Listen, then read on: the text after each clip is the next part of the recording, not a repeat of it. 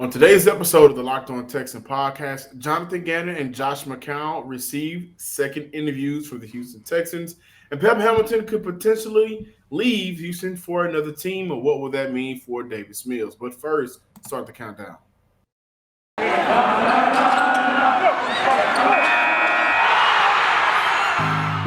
You are Locked On Texans, your daily Houston Texans podcast, part of the Locked On Podcast Network, your team every day.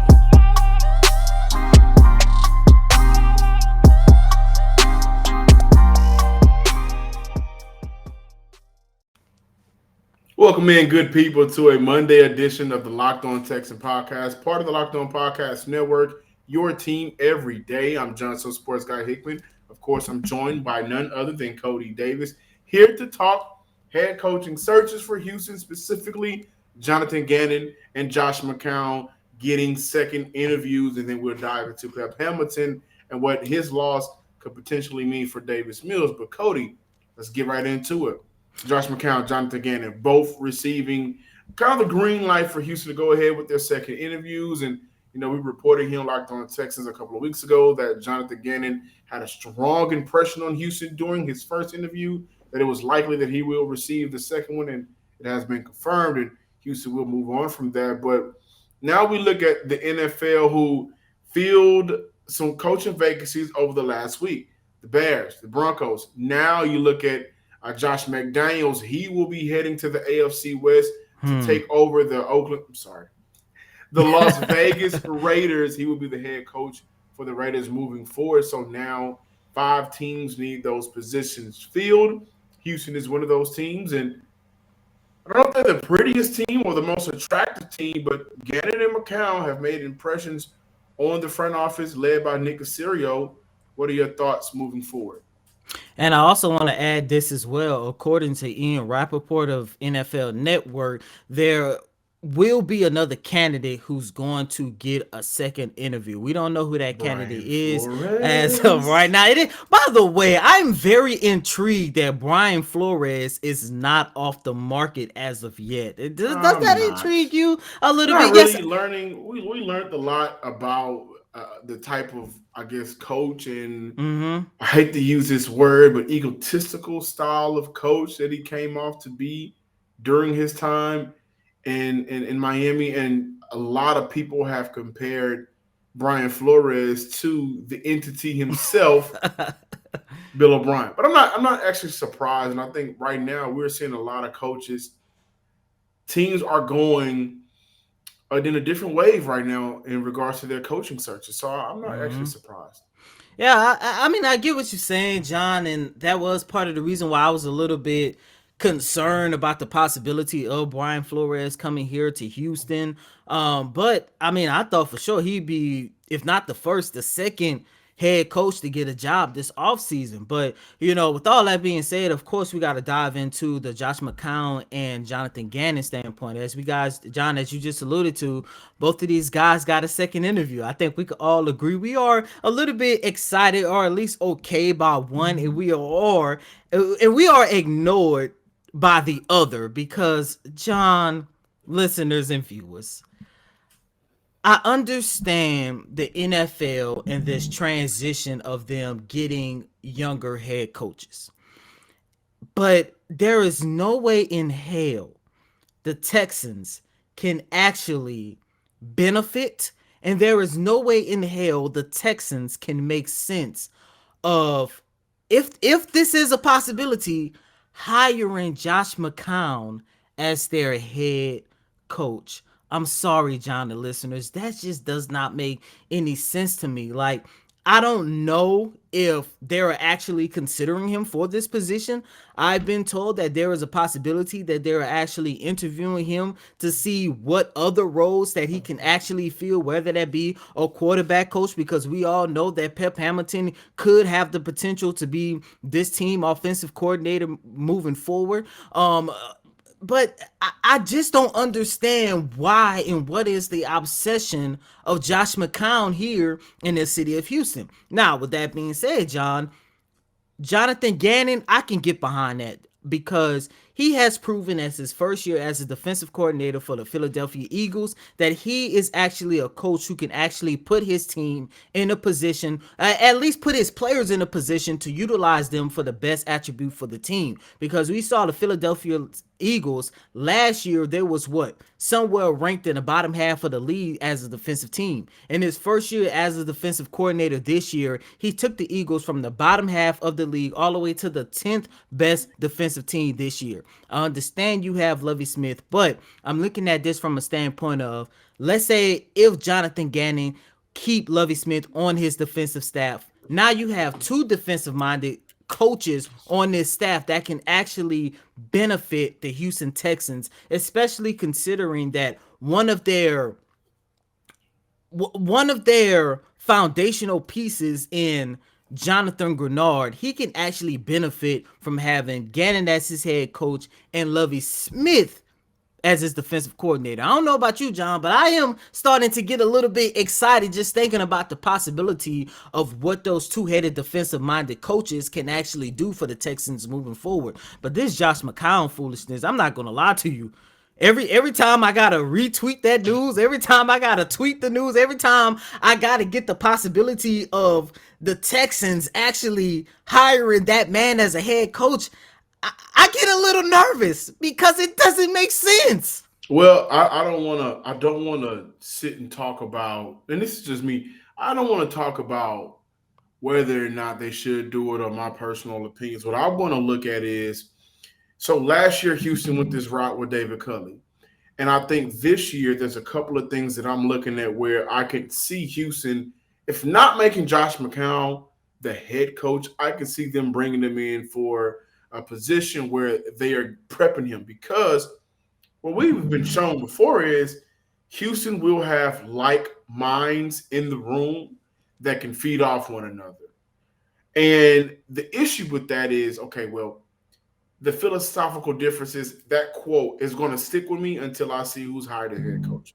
Because if you bring in Josh McCown, who a lot of people are thinking and saying, well, what's the problem with Josh McCown? The biggest issue is there is no coaching experience. So when we look at David Culley, we were thinking, okay, he has 20-plus coaching experience at different positions and levels. Not a coordinator, but he was a wide receiver coach or quarterback coach. You know, he had filled a lot of positions. With Josh McCown, there is no experience there. And that is the biggest worry, and it should be a worry because, okay, if you don't have any coaching experience, then how can I lean on you to make coaching decisions that matter? We had an issue with that last year, and if you bring in a Josh McCown who got a second interview, it only leads me to wonder two things. Who are you going to place around him that you will be able to trust to make the decision for him for the betterment of the team?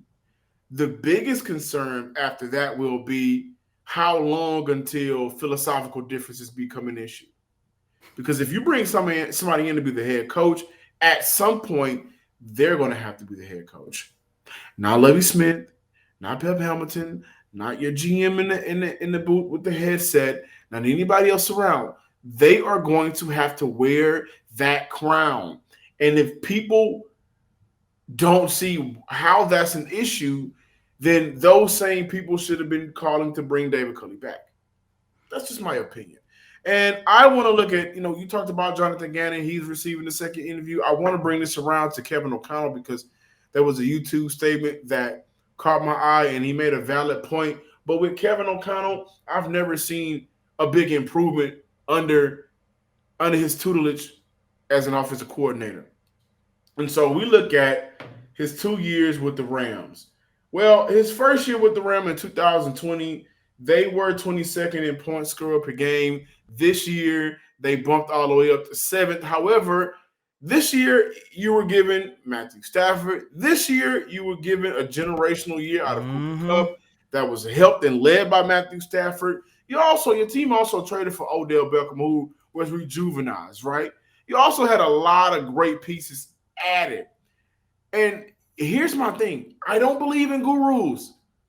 I'm on record by saying I don't believe in gurus. I don't believe this one man has all this power to make things magically work differently. Because when I go back to his time in when he took over for the offensive coordinator in Washington, well, that year in 2019, they were the 27th ranked. No, I'm sorry, the 32nd ranked offense.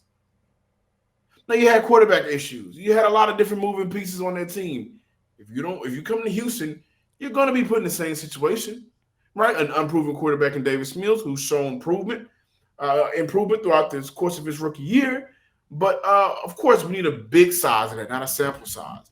You have a rookie quarterback, a rookie wide receiver that'll be going into his second year. You have a veteran wide receiver who, after this year, we don't know what's going to happen. And you got a lot of moving pieces with Houston this year, too. So I'm big on bringing in somebody that I know has shown some type of improvement for a team, for a franchise that was significant without the pieces added to them. Where before the year started, a lot of people had the Rams going to the Super Bowl, and it looks like that may very well happen. That's why I can get behind the Jonathan Gannon. Not because I just dislike Josh McCown so much. No, Josh McCown doesn't have coaching experience for me to lean on. So I don't have anything to go through when I look at his resume. Kevin O'Connell, I know that you were blessed this year with one of the most talented throwers and passes I've ever seen in Matthew Stafford, Cooper Kupp, Odell Beckham. Run the game goes down, but you find gems who are able to run the ball. Right? Vance Joseph, Tyler Higbee. I can keep going. They built a great offense for this man. And they just replaced Jared Goff with Matthew Stafford. Then they're going to add Odell. So I'm easily swayed by a guy who's shown improvement given what he was able to work with in a Jonathan Gannon compared to those other two candidates.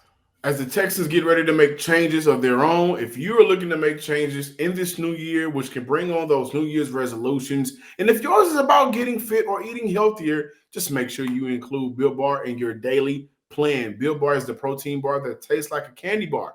Built Bar makes it easier to stick to your resolutions because it tastes so good. You're not going to be forced to eat it. You will want to eat it. Unlike those other protein bars, which can be boring, chalky, waxy, and sometimes tastes like a chemical spill. You want to eat healthy, but it can get boring. By week 3 or 4, you'll be thinking to yourself, it's not it. It's not worth it. Where's the chocolate? Well, here's a tidbit for you. Built Bars are covered in 100% real chocolate. Most Built Bars contain 130 calories, 4 grams of sugar, 4 net carbs, and 17 grams of protein. Compare that to a candy bar that has triple the times of the sugar and a dozen of those net carbs. The best thing about Built Bar, so many different flavors to choose from. It'll make your head spin. So go to Built.com, use promo code LOCK15, and you'll get 15% off your order. Use promo code LOCK15 for 15% off your Built.com. Welcome back in, and thank you for making the Locked On Texans your first listen every day. We are free and available on all major platforms. As we sit and talk about the future of head coach for the Houston Texans, we have to look at the potential departure of Pep Hamilton leaving Houston, who, if we sit and talk about the last 2 years of this man and the jobs he's done in the NFL, right? We have to look at Justin Herbert and how he's ascended. We have to really look, I think the better job, more impressive job is what he's done with Davis Mills over the course of last season. But, he may be going to Chicago. The Chicago Bears reached out to him and requested an interview. He did not decline this one. He will be taking that interview. And I think that, first and foremost, I think it was a slap in the face if Houston does not at least offer this man an interview for that offensive coordinator position. But I think it can be very substantial if they move on from him prematurely by not bringing him back, retaining him in some type of capacity. I think offensive coordinator, as I just said, is what his name should be written on for this Houston Texans team. Not only that, when we look at the possibility of a Josh McCown, well, I think there should be somebody there, a buffer, a liaison between your quarterback and your head coach and the guys that were already on this offense. When you're bringing in a new head coach in the manner that Josh McCown is, somebody there that can be very relatable to prior years, that can mention and, kind of on a more broader scale, heighten the success that Houston showed in the miniature part of last year. But if they lose him, Cody, I think it'll be a big mistake. Yeah, and look, sources has told us that the Texans are and they have had thoughts about making Pep Hamilton the offensive coordinator, and they should. That's part of the main reason why they moved on from Tim Kelly. We talked about that, the possibility of that happening a couple weeks ago. But John, I'm a little bit intrigued on what took place over the past week and a half, because remember, when the offseason first began for the Texans and for the first half of the NFL, the Carolina Panthers reached out to interview Pep Hamilton. He said no. The Texans started having discussions about making him offensive coordinator. You say it's a slap in the face, but John, I'm sitting here and I'm wondering whether or not Pep Hamilton is keeping his options open, given the possibility that Josh McCown, a guy who has never been a head coach, can possibly come in and be a head coach of the Houston Texans. And that is another issue that I have with the Texans actually making McCown as go ahead. Well, so I want to say this because I don't. This is my thoughts. I don't want to lean on whether or not it's for Josh McCown. I will say that if I'm Pep Hamilton, I'm looking at the Panthers. I'm like, no. I'm looking at Chicago. Justin Fields, Allen Robinson, a quarterback that I can go in and has all the skill sets that I may want and make them better. I don't think Carolina has that. Carolina has a lot of good things. Got some good chicken up there, but they ain't got the quarterback that he may want. Yeah, and that's what I was getting at. But at the same time, you have to look at it from a standpoint of Hamilton already has a relationship with Davis Mills, and Davis Mills has talked time and time again about the relationship that he has with him and vice versa. And that's part of the reason why we saw Davis Mills throughout the last 6 to 7 games of the regular season actually take that leap when we compared it to the first 5 games of his career. I say all that just to say I'm wondering how much of the possibility of Josh McCown coming in and being a head coach, a guy who literally just retired, a guy who hasn't even been a coordinator or position coach or anything. I'm wondering how much is that playing into the mind of Pep Hamilton to say, you know what, if this guy is head coach, I might not want to stick around for that, only because it might not be fair to him. But I say all that just to say, John, Pep Hamilton is keeping his options open. And two, if the Texans, and he should, but two, if the Texans lose Pep Hamilton, I think we're going to see Davis Mills take a step back, because I'm so glad you said that. We know that it's not a coincidence that the work that he did with Andrew Luck for 6 to 7 years, going back to their time at Stanford together. It's not a coincidence that we saw Andrew Luck become arguably a top 10 quarterback during his heyday. It's not a coincidence that he go to Los Angeles and he basically take the talents of Justin Herbert, who was already a pretty solid quarterback as a rookie, but he took that in each and every game we saw the development. And it's damn sure not a coincidence that we saw Davis Mills, a guy. The very first time I saw this man take the field during training camp, this guy looked awful. The very first time we saw him take the reins during week 2 of the Texans' loss against the Cleveland Browns, he was thrown into the fire. He looked awful. The following week, he looked even worse than he did the week before. But what did he do?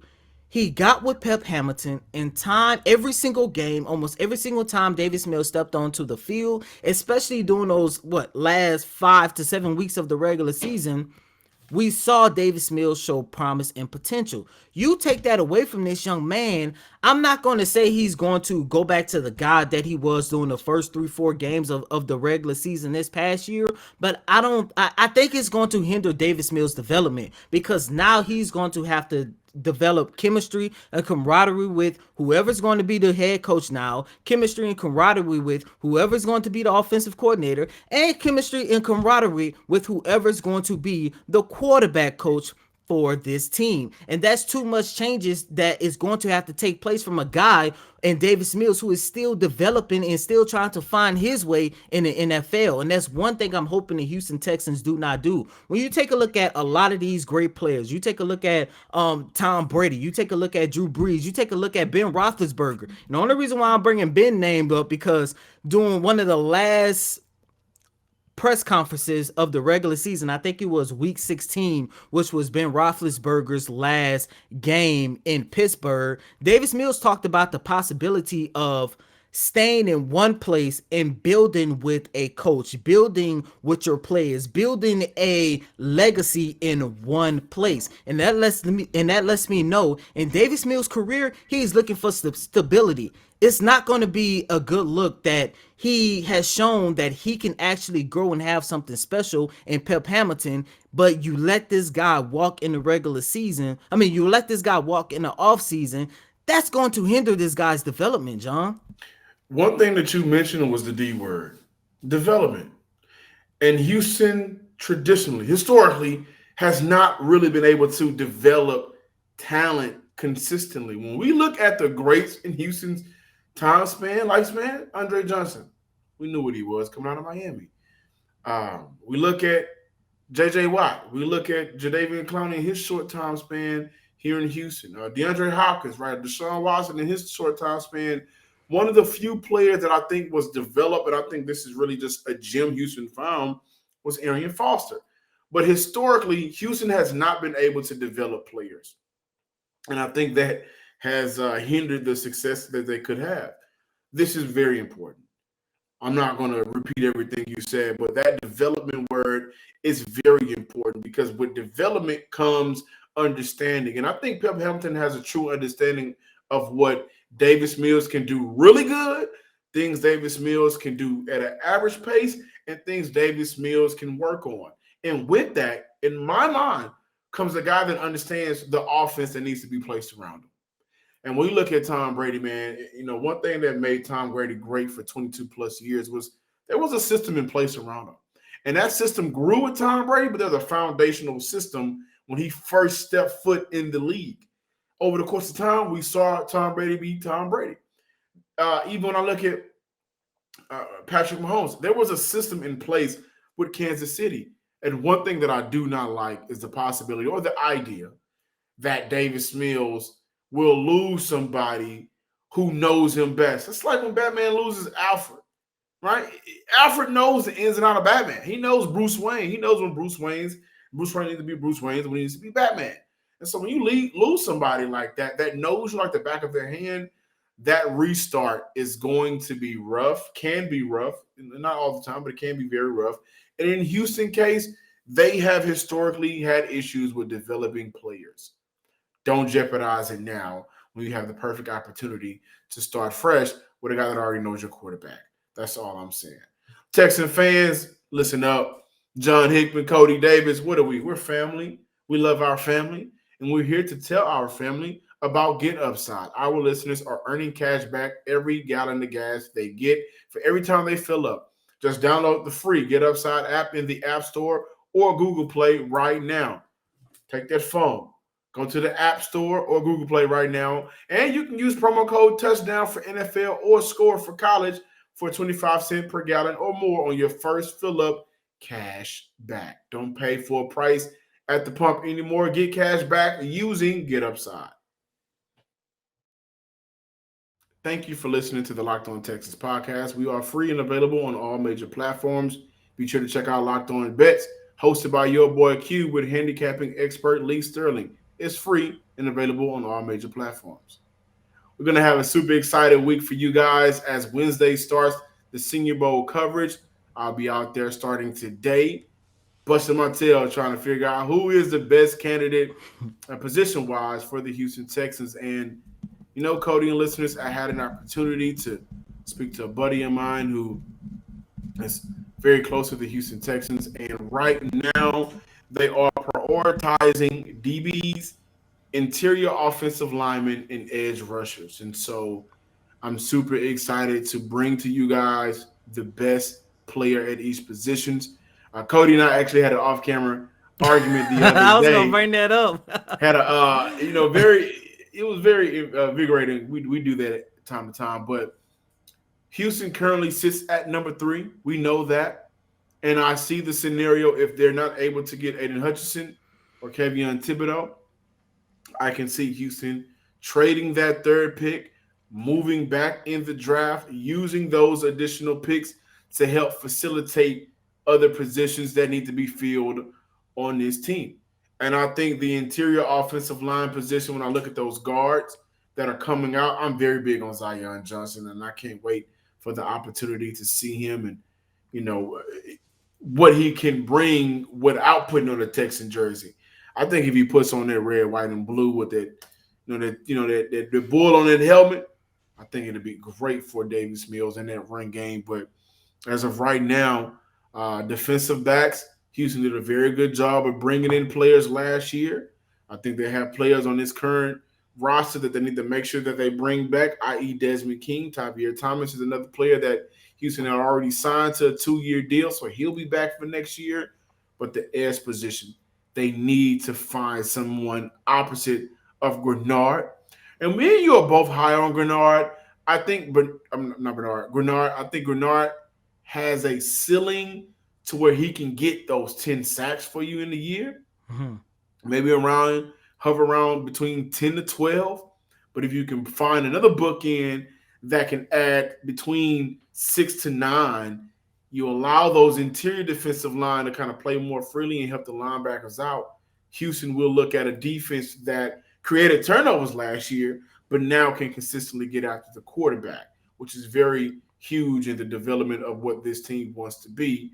That's creating turnovers and be a more potent defense than what they were 2 seasons ago. So defensive backs, interior offensive linemen, guard, center, they definitely need a new center. And edge rushers, and, we will bring that coverage throughout the week starting Wednesday. And really quick, I just want to throw this little tidbit in, and listeners, viewers, please be sure to, tweet at us, get into the comments, and let us know who do you agree with the most. And this was probably 1/3 of the total argument, but me and John had a discussion on whether or not the Texans should keep that number 3 pick. And John, as you just alluded to, the Texans are keeping their options open in order to get a defensive back in the draft, or trading that pick, moving down, and of course improving your offensive line.